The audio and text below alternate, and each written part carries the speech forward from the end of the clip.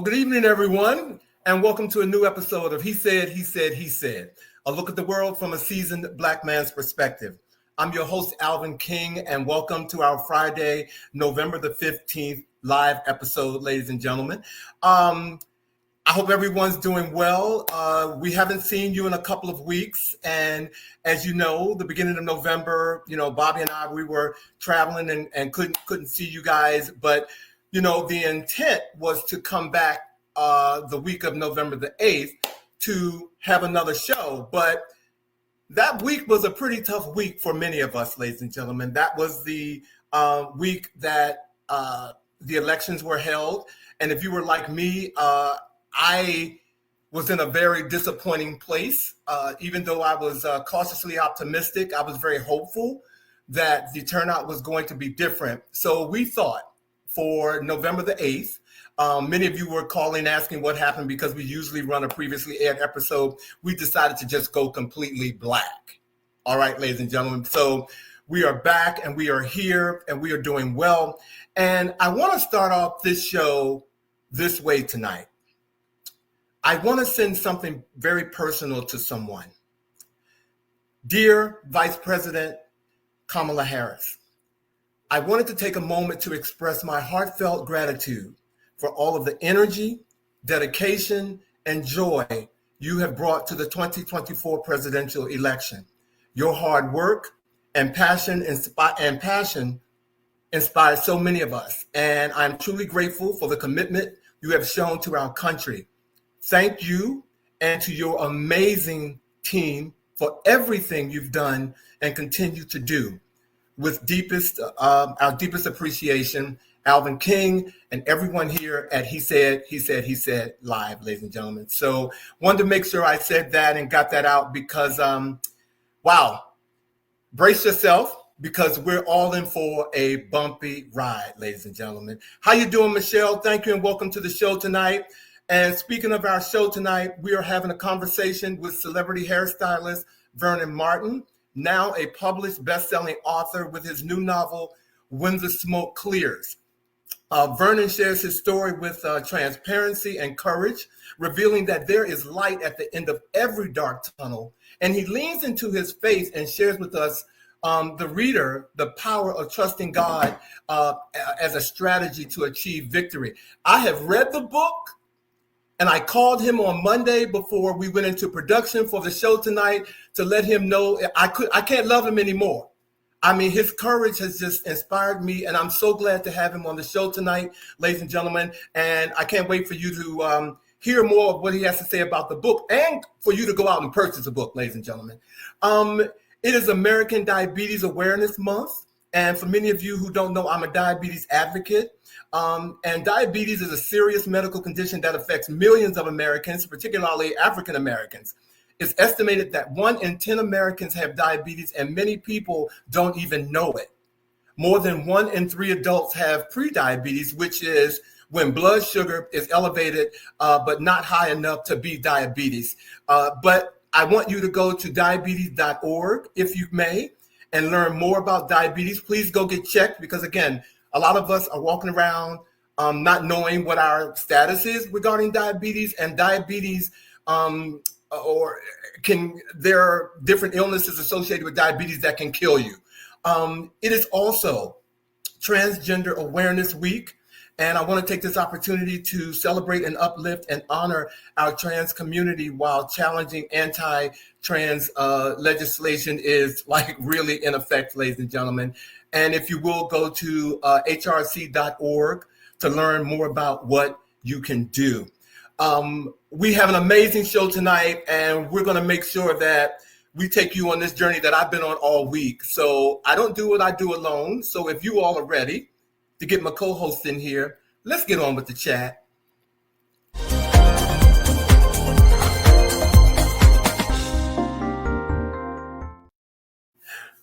Bobby. Alvin, Bobby. let me say hello. It's good to see you. It's good to see you. I also want to say thank you. Thank you for those wonderful words of gratitude expressed to Vice President Kamala Harris. As you know, and everyone here knows, I'm a very, very proud Howard University graduate. And I was actually there on campus that Tuesday night, hoping to really bear witness to history / herstory being made. It was a very, very somber night as the night went on, coming to the realization that the odds were not in her favor. And, hearing her concession speech the next day when she came out, just the grace, the brilliance, the intelligence, I just guess her spirit and her energy was just so profound. It made me, I was so proud, but I was also very sad because I was like, this is what America said, no. Well, this is what we want. And I'm going to do my best to keep it on an upswing with that because, yes, we are where we are, but with this show, I really want to make sure that we bring as much humor and joy as we possibly can in these troubled times. Absolutely. And that is why I just thought, let me thank her. Yeah. Let me just thank her and keep it moving. Yeah, I want to happy. I want to be happy. Oh, let me stop before they, somebody shut us down. Bobby, how you doing today? We do. Well, one of the things that we are reminded of is I often say that if we listen carefully, the ancestors whisper to us, we've got you. We've been through, we went through a lot for you to be where you are today. And so we must remember that we stand on the shoulders of ancestors who've endured a lot. And together we will push through this insanity that awaits us. And it's some insanity that awaits us, but we'll get through it and we'll get through it together. Like we do everything else. So what's going on in your world? Oh, before you start, let me say hello to, hey, Alma, hey, Monica, hey, Pauline. Thank you for joining Bobby and I. I think I said Michelle earlier. Did I say hello to Michelle? Yeah, you said meet you. Yep. Okay. Yep. Hey, how you doing? So what is going on in your world, Bobby? Well, as we talk about, some of the things that are challenging us, I know that every day that I turn on the news, there are a lot of announcements about appointments and things like that are calling into question. This very same thing is happening in terms of the Supreme Court. There is discussion out here now thinking strategically about whether or not there should be moves made currently that can impact the longevity of the Supreme Court. And in particular, looking at Supreme Court Justice Sonia Sotomayor and asking whether or not it is strategically wise for her to step down now. And part of this is in relation to the concerns that people had about Ruth Bader Ginsburg and her not stepping down. And when she did leave, it presented the opportunity for other judges, more conservative judges, to be inserted. And so the question is, strategically, does it make sense for Sonia Sotomayor to step down? Well, she has made it very, very clear that she has no plans of stepping down. And, what she said was that, she's in great health. And she, many people say that she is a very, very liberal voice. She's 70 years old. A lot of people don't understand the process of getting a Supreme Court nominee, even, before the board to be able to be approved takes months. And so, the question is, she's been, as you speak about diabetes, she has been a very confident person speaking about her own diabetes. She is a type 1 diabetic. But again, she's 70 years old. She's in great health. And she is clearly one of the most liberal voices that we have on the Supreme Court. So she's saying no. And I would stick to it. If I were her, I wouldn't do it. But the fact that, we have folks that are currently moving into the White House, yes, what have you, that want her to leave, I'm not surprised. But I hope she sticks to her guns. And I wouldn't drink anybody. If they gave me water, the cap would have to be tight, or it would have to come from a family member.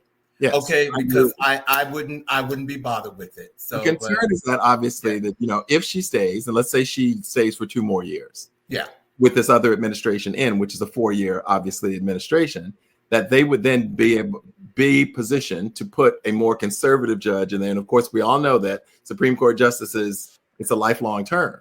So the question is, should the Democrats and more liberal people put someone in there who could be a younger person who's of good health that could be there for a much longer time? That's what they're concerned about, that if anything happens within the next 4 years, during this conservative administration that it positions them to put in another conservative judge, because there are 2 Supreme Court judges that they're thinking are going to be stepping down soon within the next couple of years. And it's likely that the Republican Party is going to put in a young conservative judge who will be there for a very long time because of the length of their term. So again, it's not a newsflash to me. I hope she sticks to her guns and not let them push her out. Well, she's made it very clear she has that's my take on that. But I'm not surprised by anything that what's coming ahead. Well, I'm not. But buckle up, boys and girls. but what also I think is coming ahead all of a sudden now, this whole look at Secret Service and how they are how they should protect, the highest person in office, how they should do that. And this new story has come out about a Secret Service agent who took his ex-girlfriend to Barack and Michelle Obama's beach house in Hawaii. And a new memoir has allegedly claimed that that this Secret Service agent breached security protocols and invited his then girlfriend by the name of Kerri Dewan, and Corey is spelled Koryeh, just to be sure, to the beach house of the former President Barack Obama. She alleged the incident happened in 2022 and is now raising serious questions about the security protocols in place around current former U.S. presidents. But I'm sure they're looking at the current president as well because of what has just happened. But according to her new book, according to Undercover Heartbreak, a memoir of trust and trauma, this is her latest memoir. Kerri said that this Secret Service agent took her there and told her that nobody would ever know. I don't know if he knew who he was dating, but told her that nobody would even know. But then she found out that he was married. And so she wrote a book. And I guess many of you would ask the question, did such incidents take place? Well, according to the chief, Anthony Galimi, he hasn't confirmed that it did take place. He has not. He has confirmed that it did. Oh. That it did take place. I bring this up because all of this is happening now since the person who's now in office has been shot, and people probably know that people want to do something crazy. Barack Obama should have been protected without fail when he was in office, but they didn't do that. But now all of a sudden, I share this with you and our viewers, that, Secret Service is just as crooked as anybody else that you feel is crooked.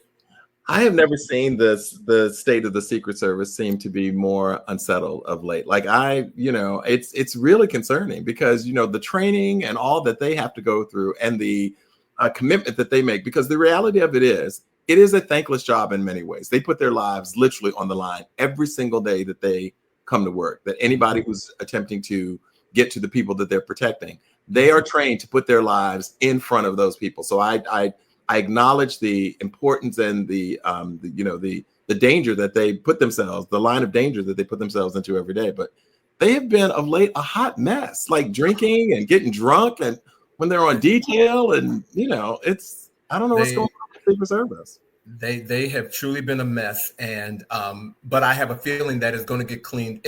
I won't say get cleaned up. I think that the mess it will be more of a mess. It will be more of a mess. Again, I'm not very hopeful about anything that lies ahead. So I think it's going to be more of a mess. But the fact that he would take her there and think that she wouldn't talk, and now Kerri has written a book. And Kerri with a very interesting spelling, Kerri. Kerri has written a book. Okay, right. All right. Well, we're going to keep this rolling. I know that some of you are aware of the fact that we lost a great music legend and icon, Quincy Jones, who passed on November 3rd at the age of 91. The music icon was laid to rest in a private ceremony earlier this week, with a larger memorial being planned, because, of course, you can't say goodbye to Q in a quiet way. There's so many people who want to pay tribute. He has made such an impact on the music industry that you can only imagine the memorial service. He's worked with everyone from Ray Charles to Frank Sinatra, Michael Jackson. He died peacefully in his home in Bel Air, California, surrounded by his children, siblings, and other family members, whether it be music, movies, of course, Color Purple, etc. Quincy Jones was a legend whose legacy will live long. And we all can all think of a song or a movie or something that he put his hands on, his creative hands on. And look at this family. Oh, look at this family. A big, beautiful, extended family. So we want to say rest in peace, Q. The most recent report is that he passed away of pancreatic cancer. Yeah, may he rest in peace. Definitely a huge loss to the entertainment industry. And we just showed a picture of his family. Yes. And, for those of you who don't know, Q loved his family and his 7 children. I mean, he loved them. And we learned this week that he left his 7 children each $83 million each. Each one has $83 million each in his will to each of his 7 kids. And so and he left the rights to his, and they, along with substantial stake in the music producer's rights to his music. He left all of that. He prepared all of that. And so if I couldn't admire him any more than I do, that right there, taking care of your family and building that legacy. Albert. Are you there? By the way, he was sitting pretty. He was worth $581 million himself. So there you have it. There you have it. Rest well, Q. Rest well, Q. Can you imagine someone saying you've been left $83 million? I really can't. I can't. But his children can. So yeah. All right. All right. No cost of money to replace their father, and that I'm sure is the reality as well.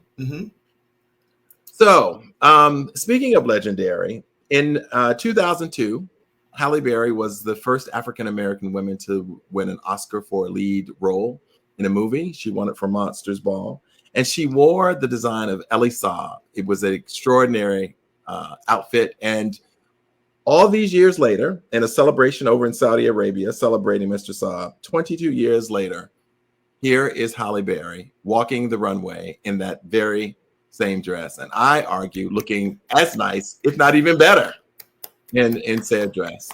It was an extraordinary star-studded celebration over in Saudi Arabia that included Jennifer Lopez, Celine Dion, Camila Cabello.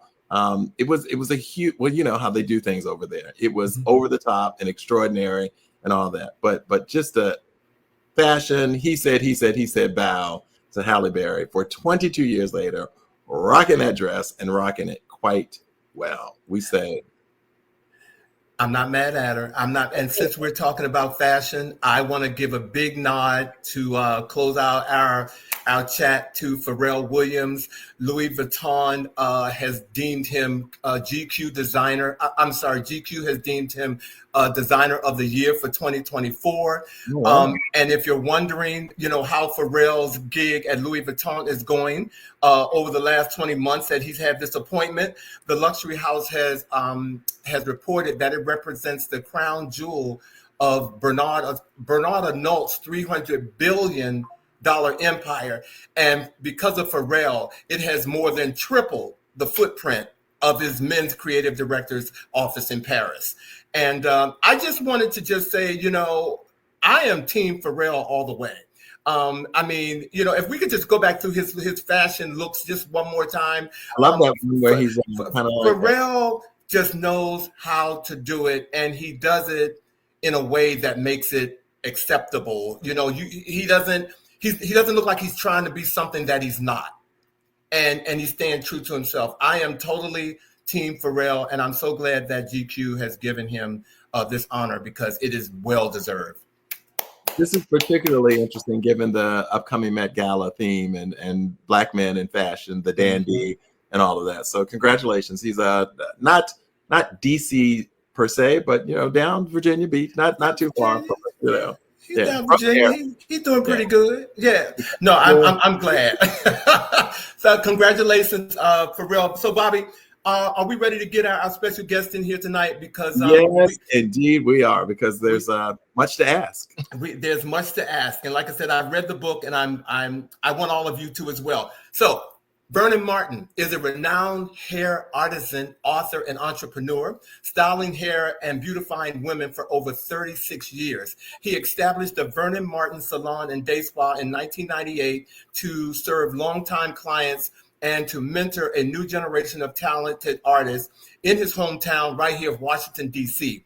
Vernon's Hollywood A-list client includes such celebrities as Kerri Washington, Shonda Rhimes, Angela Bassett, Patti LaBelle, and that's just to name a few. In 2017, Vernon teamed up with Erica Campbell of the dynamic gospel duo Mary and founded the social venture Erica by Erica Campbell, the ambassador of Vima Couture Hair. Vima is a cause-driven startup focused on bringing high-quality wigs and hair extensions to market so that it can support philanthropic efforts and empower young women. Tonight, he's here with us to talk about his explosive debut novel, When the Smoke Clears. Please welcome my friend, Vernon Martin. Hi, Bobby. Hey, Alvin. Thank you so much for having me. Thank you. Hey, no, thank you for being here, my brother. You know what? Like I said, backstage, we have a lot to talk about because, ladies and gentlemen, after reading the book, I had about 40 questions and I had to bring it down to 17. So we're not going to be able to do that in an hour. we can't do that. So, okay, buckle your seatbelts, okay? So, Vernon, look, again, congratulations. And, Thank you. For our viewers, because we're going to talk about When the Smoke Clears, we're going to talk about that more in depth. But can you tell us why you chose this name as a title for your debut novel? Great question. I chose When the Smoke Clears because I thought about, I have been in a fog basically most of my life. I said that in it's so interesting, in every genre of my life, I went through something, and everything was always, there were so many unanswered questions for me. I did not know why things were happening. Sometimes you have experiences in your youth, and often you take them into adulthood, and then you don't understand, why am I being the way the way I am? Mm-hmm. And one day I was watching a movie, and I don't know why this movie brought such clarity to me. It was Guardians of the Galaxy at that, and I was bored one night, and it was in December, and it was really, really nice outside. I went to a beer garden, and I was looking at it, and this guy was, Kurt Russell was talking to the guy. What was his name? I can't remember. It was the guy that the young guy played, Peter, but I can't think of his real name. Is it Ryan somebody? I don't know. No, I think don't get me started. It's Chris. It's Schwarzenegger's daughter's husband, Chris. What's his name? Chris Pratt. Chris Pratt. That's it. Chris Pratt. And the guy told him, he said, you're not my, no, he said, I'm actually, no. So the guy was actually his father, but he didn't know it, Kurt Russell. Mm-hmm. And the guy that saved him was one of the villains. Mm-hmm. And he actually he gave his life for him.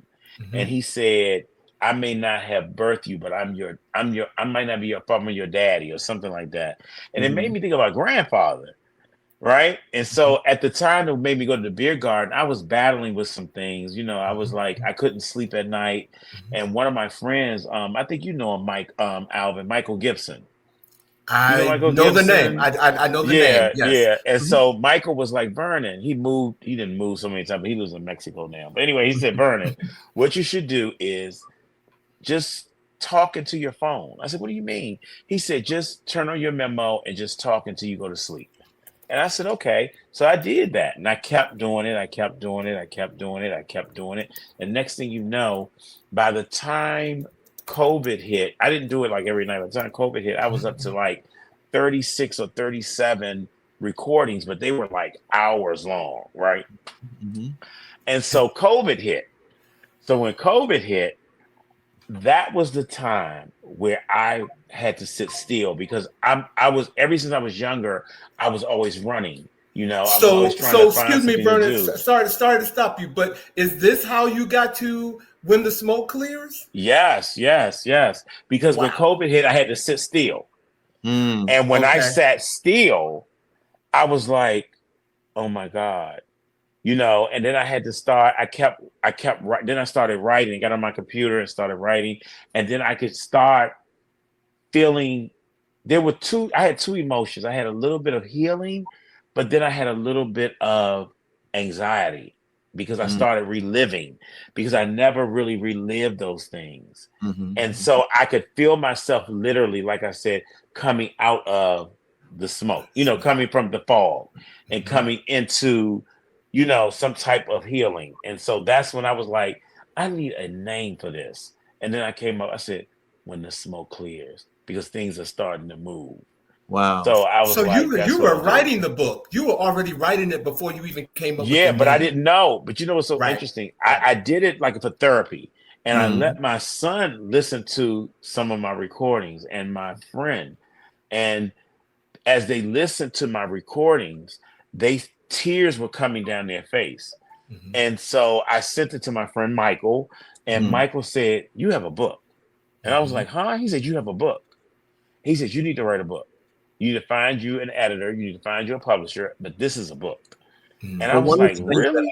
One of the things that Alvin spoke about when he was reading it was that your vulnerability and how openly you're writing the book. And tell us a bit about the choice to be as open as you were about some of those experiences that you mentioned. I was a very timid young man. You know, I was a very timid little boy. I wanted everybody to like me. I was always so giving and accommodating. And as I got older, I started saying, I don't know if I can curse, F them, you know. And that was good. Okay. Yeah, F them. And I was like, you know, I do not care. I no longer care what anybody thinks. You know, I no longer care what anybody thinks of me. And this is my story, you know. And I had learned to accept that what happened had happened. And I just went for it. I didn't care. I really didn't. I did not care. You know, I talked to my son first. I did talk to him because I wanted him, he didn't know my story. That, you know, he knew little things. And I was like, some things are going to come out that I don't think, you know, I don't know how you're going to handle it, especially around your friends and, you know, or whatever. He was like, Pop, you do what you got to do. This is for you. And I said, okay, then that's what I'm going to do. Well, kudos to you.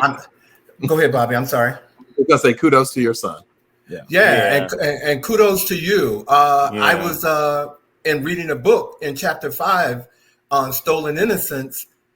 It talked about you being sexually assaulted at the age of 6. Okay. But knowing that occurred, because I read the book, describe other aspects of your childhood during those years, Vernon. You know, I had a great childhood other than that. You know, I grew up on Capitol Hill. I had a grandfather who, I tell everybody, my grandfather was a real man. I tell people that. And I think that's where I get my ways from. He took care of family.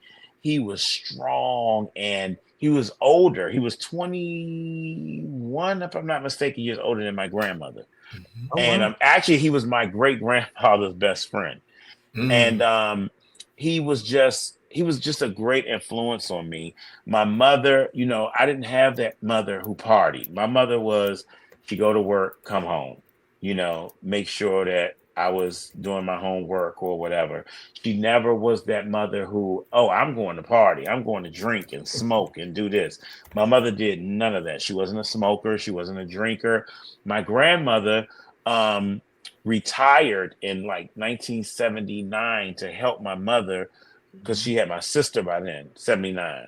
And so I grew up in that kind of home. So you would think that growing up in that particular type of home that these things wouldn't happen. But of course, it's the people around you, your family, that this happened, that these kind of things happen. And then these are people who your family trust, and it was definitely one of the reasons why my grandfather, if you remember in the book, told my mother, you all need to move back here, because he didn't like my father. So he was like, you need to move back here. Vernon needs to have a father figure in the house with him, and this and the other. My mother was like, I could take care of my son. I'm fine. My mother had been with the VA since she was like 16 years old. Because she was real smart. So in school, she got out half a day in 11th grade. And she went to work at the Veterans Administration, and where she stayed for like 46 years. Yeah. So, Vernon, I'm going to jump to your professional journey and your achievements right now. And in relation to the book.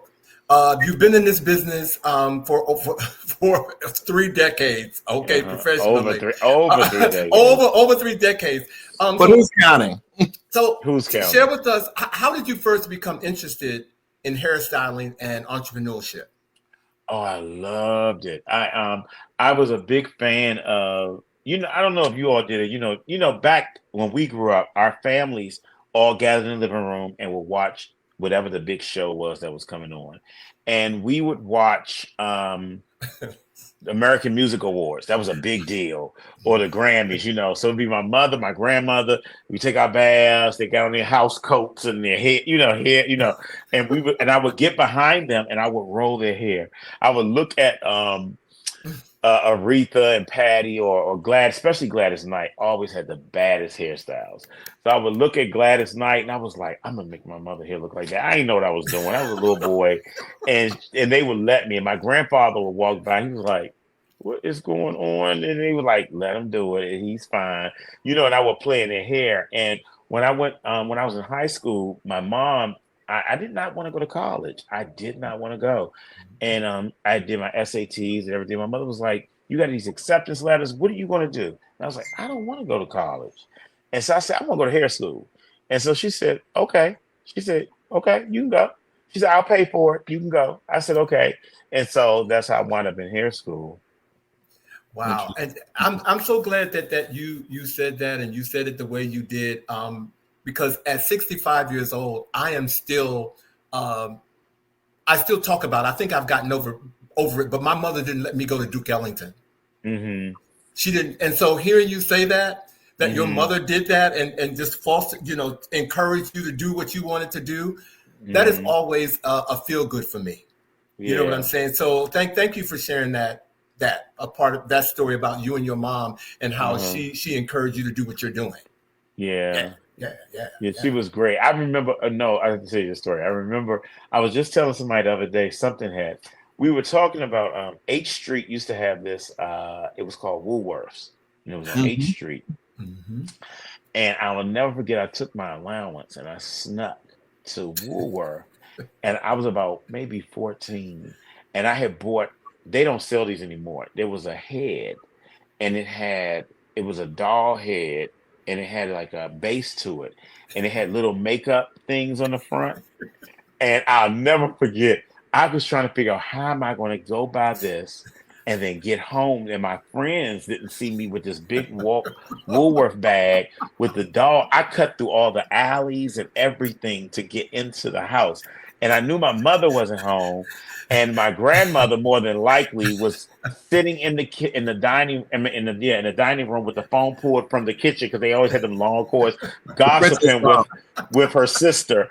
And I knew I could get through the door, and my grandfather always hung in the basement because he was a bootlegger. So I was like, I'm gonna sneak through the house and I'm gonna get this thing, and I'm going to get this thing in the house. And I would take it up there, and I would just. It had like the fake curling irons, but I would go steal like my mom's curling irons and try to curl the dolls' heads and stuff like that. So I just always loved beautifying women. Always. That's a pretty impressive story there. And it just so happens that we are 3 Washingtonians, so we know exactly where you're talking about. So we know exactly what. So tell us though, were there particular challenges though in going from the theory of building your business and but to actually bringing it to fruition? No, like I said, I must admit, I tell people all the time, I am so blessed. I'm so blessed. I have had nothing. God has truly put some great people in my life. Despite whatever I went through, it's like he'll put this bad person, this bad thing, and then all of a sudden, I have this good Glinda the Good Witch, here she come, or the Great Oz, but in a good way, Yeah. And Speaking what of happened? Yeah. And so I had some great influences in my life when it comes to this business. And the woman who salon I worked at, she was closing her salon, and what she did was she said, Vernon, she said her son had just passed. Mhm. And I was like a son to her. She didn't do hair or anything. She worked in the government and she needed something to do. She needed a project. And I told her I wanted my own salon. And we went to a hair show. And I'm sorry, guys. We went to a hair show in New York. And I'm sorry. Oh, you're good. My thing is falling. We went to this hair show in New York. Mhm. And she was like, whatever you want to get, we're going to get. And I was like, really? And she's like, yeah, we can get whatever you want to get. And I was like, well, 18, her name was 18 King. She said, we cannot. I said, well, I'm not in a position to buy everything right now. And she said, don't worry about it. I'm going to take care of everything. And she said, I said, really? And she said, yeah. And so she bought all my furniture. She said, you just pay me back whenever you get it. What a blessing. And she bought all my furniture. I mean, everything. She took care of everything for me. And I was so appreciative to her for that. To this day, we're still very good friends. I would do anything in the world for her. Mm-hmm. So, Vernon, I gotta ask, because again, ladies and gentlemen, he has run this business that he has exceptionally well. And we're going to talk about some of the people who he has worked with to get to do some of the things that he's done. But I want to ask you. I hope you have the right questions, because I have some good ones. I know that there are some obstacles that you had to overcome to get to where you are. Can you share some of those? Some of those obstacles. How far you want me to go? Where you want me to go? I want you to go wherever. The stage is yours. You are. He said. Okay, and it's three. You go wherever you want to go. Well, one of the things that, of course, like you said, the one when I was raped for many years by one particular person, and that was. Let me tell you something. I don't know if anyone has ever experienced this, but to this day, I don't like white underwear. I don't like white underwear. He wore white. I do not like white underwear. You cannot. You bring Fruit of the Loom in front of me, and I will regurgitate. I do not like them. I don't like. It's a lot of things I don't like. But I had a friend who, and it's. Oh, I have so much to tell you, but you said we ain't got time. I had a friend who they had a house full of kids, and I went to visit her, and it was her brother who had done this, he had brutally raped me. And I never understood why her grandmother used to keep a lock on her door. Because her grandmother raised her, and she kept a lock on her door. And yeah, you can't even bring Vaseline around me. But so you know what he did with that. But and I'm going to tell you right now, you can go to the edge of the cliff, but don't jump. And I know you know that, but go ahead. I want you to tell your story. I want it because I know where. Like I said. And so he brutally raped me. But what's interesting is recently my grandson had a birthday party in 2022, and my phone rung. And it was one of my old neighbors, and I was actually happy to hear from him. And straight guy, and he had told me, he said, Vernon, somebody want to speak to you. So I'm thinking he means somebody from the old neighborhood who I hadn't seen in a long time. I was like, sure. I said, who is it? And he told me who it was, and I hung up the phone. So I'm at a kid's birthday party, and for the first time in ever, and my friend Aisha was standing next to me because she had her grandson with her at the party. I had a complete meltdown. Mm. And she was like, "What's wrong?" And so, because that was the first time I had come close to seeing this or hearing his voice in over, I'm 54, so let's say about like 40 years, right? Wow. So the young man called me back and he texted me. He said, no, he texted me. He said, "Hey, listen, I am so sorry about that. Can you please call me when you get home?" So when he said nobody will be on the phone. So this guy, the guy who did this to me, has been in jail now for, oh my God, forever. They said, I don't know. I don't keep up with him. And so I called him when I got home, my neighbor, my old neighbor. And he said that he called his sister, who was older than us. And he told her what happened. And she said, "Why did you do that?" And he said, "Huh?" She said, "Why did you do that?" Did And he so know? no, he didn't know. He was He younger didn't than know. me. Okay, He was didn't younger know. than me. Okay. But the guy who did this to me was their cousin. So remember what I just said? That was their cousin. So this straight guy, I love this young man. I call him like a little brother, and his sister like a big sister, because I was very close to them. And but that was their cousin and that did that. And so they had another cousin who I was also like, they had a lot of kids in that house. So I called him and he said, "I want to apologize for what happened." He said, "But I want to share something with you." And I said, "What?" And he said, "Do you remember when I had to go into the hospital?" And I said, "No." And I don't remember that. He said, "When I was 7, he gave me PCP." And I said, "What?" And he said, "He gave me PCP." He said, "And my brother, who in my book is the one who jumped on him when he caught him trying to drag me in the basement." He said, "My brother beat the shit out of him." And he said, "I tripped out." Now, that made sense because this little boy used to be the most sweetest little boy. Then all of a sudden, he became a little boy who would go in alleys and get dead rats with his hands and chase us and throw them at us. You know, he was like tripping. And I was just to say, what's wrong with this little boy? But he was a good little boy until then. I never knew that. You never knew what happened. I never knew. I did not know. So the girl who is the sister of him, she recently, I missed her at a funeral and somebody said, "You just missed Vernon. Oh my God, you should see him." And so she called me and we were talking and I told her I wrote a book and I told her what happened that I wrote about her brother.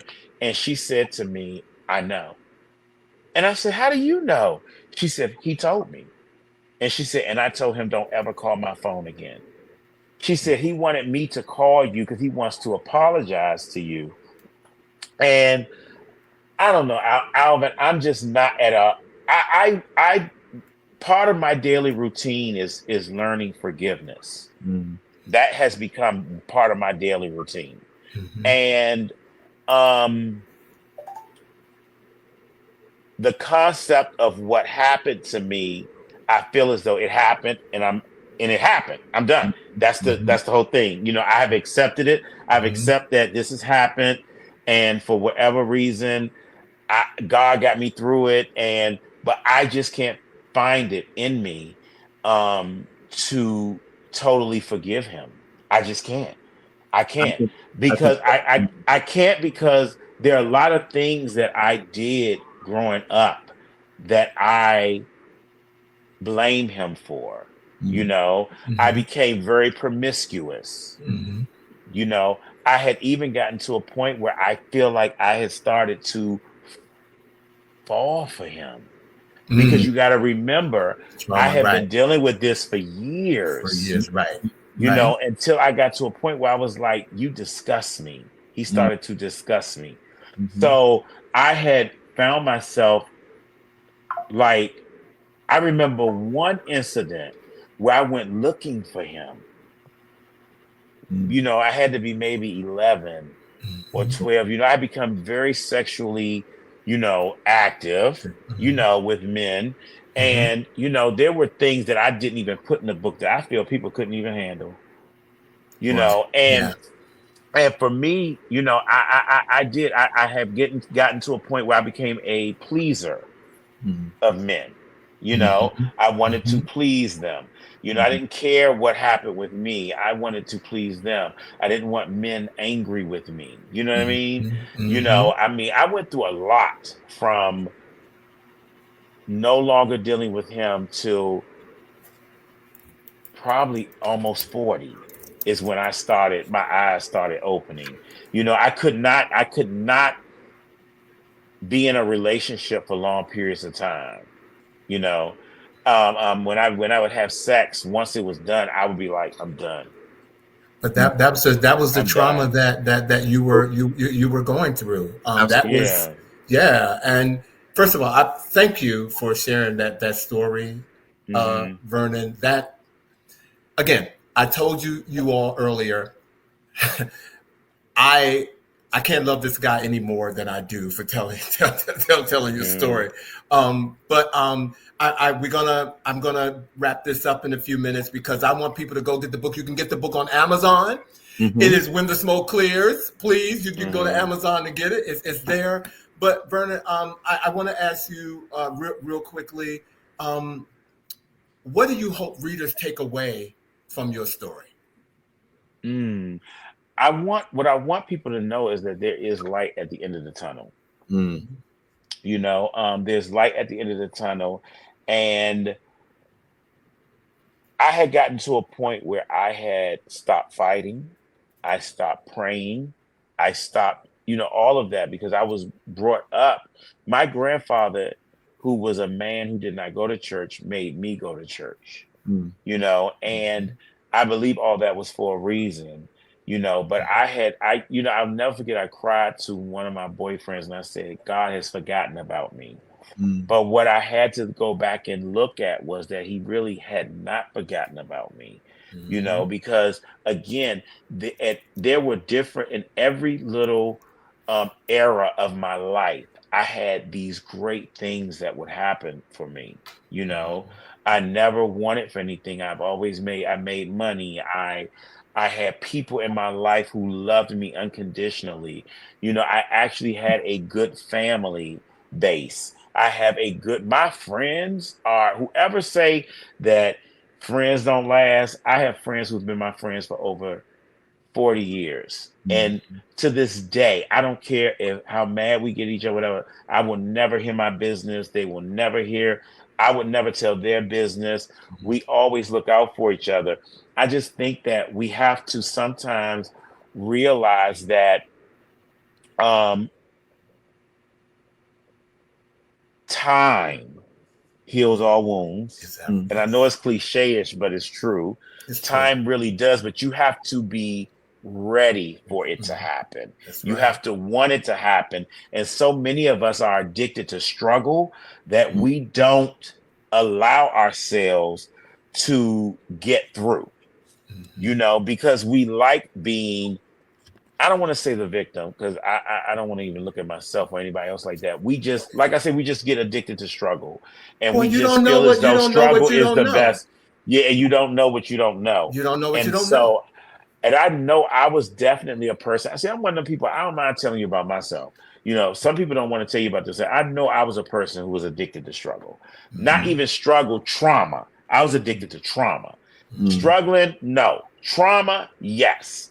I would find every reason why something was traumatizing for me, And then I had to learn that no, just like now I'm to a point I don't want to argue with people. I refuse to, even if you're arguing, I'm going to find a way to pull back and look at you like you're crazy and say, I'm not doing this with you. You sit there and do this on your own, because I just can't do it. De-escalation is the key. Well, and there's also something to be said about maturity as one gets older and realizing the things that you can control and those that you can't.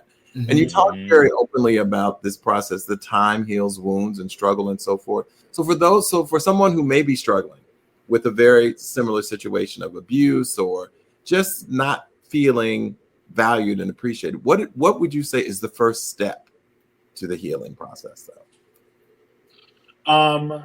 I had to go get help. I had to go see somebody. I did. I had to go see a therapist. Mm-hmm. I did not want to. Your friends is not enough. I'm sorry. Your family. They don't have degrees. They don't have. Yeah. I had to go to an impartial person who I could really sit. I never forget the first day I walked into my therapist's office, and I just talk, and I couldn't believe I was doing that. Mm-hmm. And he just sat there and just looked at me like, and I was just like, and this and that and this and that. And I mean, that between that and prayer, I went back to church. I had to go back to church. I had to. And I know a lot of people have a lot of negative things to say about church. It's what you get out of it. And just like with the Bible or with anything else, I'm an avid reader. I investigate everything. I investigate it for myself. And I just know that there's so many things in the Bible that brought me joy. And I was telling you, Alvin, I'm not going to mention it. Something else that I'm about to do that we'll talk about later. But I just had to get rid of fear. Mm-hmm. I had to learn how to get rid of fear, and fear of just fear of just letting go, all of that go. Mm-hmm. Stop allowing that stuff to consume me. Mm-hmm. I had to let that fear go. But I definitely think the main thing for me is getting help, is getting help. My co-pastor, she told me, she said, Vernon, she said, and it wasn't even about this, but I needed it. I was on the phone with her, my first lady, for like an hour. Mm-hmm. And she said, what did she say to me? She said, Vernon, sometimes things don't make sense, mm-hmm. or life doesn't make sense, mm-hmm. but God doesn't lie. Come on now. And you know what? I'm gonna let you stop right there because we have to. That is the perfect segue to end our conversation with you. And because Vernon, first of all, all of our viewers out there, you can click, put your thumbs up. Seen some of the responses. Please, I just want to say again, Vernon, thank you for coming on our show, telling your story, being as transparent mm-hmm. as you are. You all, again, I don't use the word loosely when I say no. I know Vernon because of business. I don't know him. We're not, bosom buddies, but I know him enough to say, I love you. And for what you've done, you have inspired me. And coming on my show, you have supported me. And I appreciate you. And I want everybody to please go to Amazon.com and get When the Smoke Clears. I was just going to ask me about Aretha Franklin. I'm shocked you did. I was going to ask you a whole bunch of stuff. We need to bring you back on. Okay. Oh my God. I can't. You need to write a book about her alone. Well, there's so many. Look, again, I wrote 37 questions, but I can't. We have to end our discussion because I didn't ask you about Mary. Erica Campbell. I wanted to. There's Cicely Tyson. I got stories. But we will bring you back, and trust me, I will. So be ready for that. But I wanted to make sure that people know about the book, and they go out and they get the book and support him. Because, please do. We don't support our own, ladies and gentlemen, sometimes. But I'm here to tell you, I'm here for him, and thank you for being here for me, Vernon. Vernon Martin, thank you for being on our show. Don't go away. We're going to bring you back. Thank you, Bobby. Thank you, Alvin. Oh, love you, man. We'll and bring be you sure back. to check the responses. People have written some really moving comments about your story. So thank you so much. Thank you. All right. Well, ladies and gentlemen, first of all, we got a couple of things that we want to tell you about.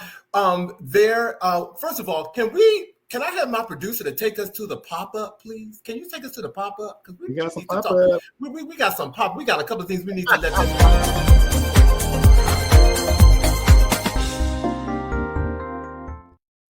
We're talking about switching gears. So, Bobby, the movie, ladies and gentlemen, we want to tell you about two things that's one coming to the theater and one that's in the theater now.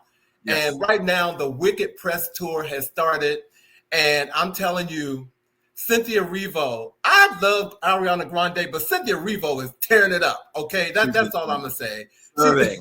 She is tearing it up. And this press tour, they are showing out in everything. I haven't seen the movie yet, but I'm going to see it. And I'm a musical buff, and I'm going to drag someone to see it with me.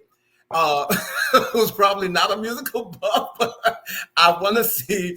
I want to see the movie. Have you heard anything good about this movie, Bobby? Have you been following the press tour? Let me tell you, I am so there. I'm going full throttle. I'm going iMac, 3Mac, whatever it is. Like I'm not watching the regular. I'm getting all the 3D, whatever I can get to be in Wicked. I'm going to be there.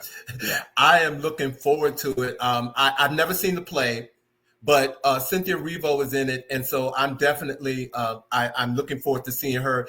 And I can tell you something that I did see, ladies and gentlemen, and I want to share with you all right now. Please, if you can find it in any theaters, please go see Luther Vandross's documentary, Never Too Much. I was in the movie on Wednesday night. I cried, I laughed, I sung, I applauded, I pointed my finger, I rolled my eyes. There were so many emotions because I grew up with this guy. And Luther Vandross is amazing. He's on everybody's everything. Yes. And people didn't know it. Yeah. Please go and see Never Too Much if you haven't seen it already. Where did you see it, Alvin? I'm just curious. Where did you see it in the city here? I went to a independent film theater in Silver Spring, AFI. AFI? Okay. Yeah, AFI. But it left yesterday. So, it's definitely playing someplace else. But that's what I wanted to talk about in the pop-up, ladies and gentlemen. That movie. Again, please go see Luther Vandross, because they say that when you hear his music that you go home and make babies. I don't think he sings that long, but he does do a number in that movie. He does do a number, a tribute to someone, and believe me, you want to go home and have a baby. Okay, I'm just telling you right now, because he sings that song. Okay. Wow. So, ladies and gentlemen, next week, Bobby and I are back, and we are bringing back one of our favorite series, Aging While Black. And we will have, along with Bobby, we will have 4, incredible, smart, outspoken Black men, gay Black men.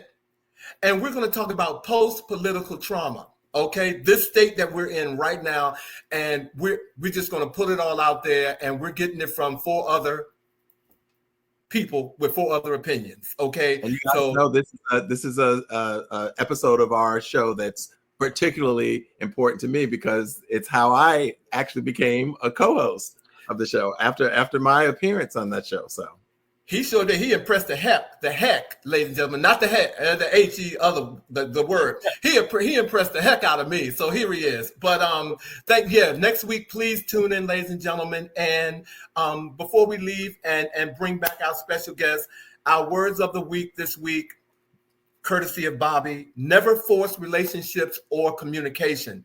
If it's not mutual, then let it go. People know exactly what they're doing. If they want to match your energy, they will or would. Start rewarding inconsistency with unavailability. Let me say that again. Start rewarding inconsistency with unavailability. Allow them to lose you because of their lack of effort. And those are our words of the week. And if we could bring our special guest back onto the camera.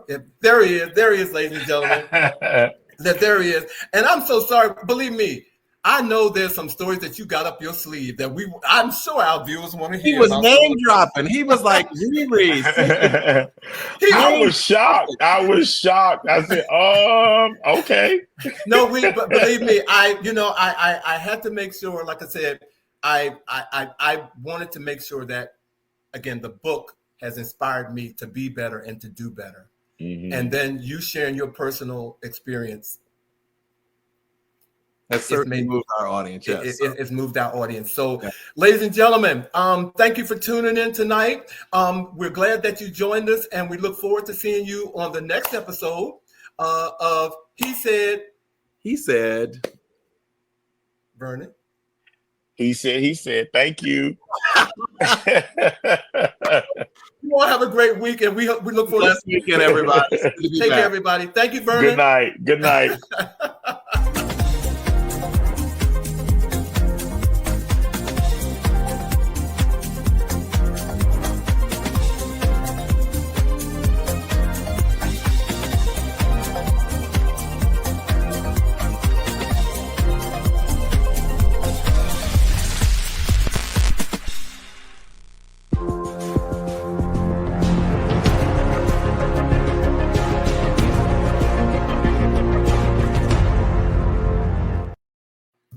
See, that's what.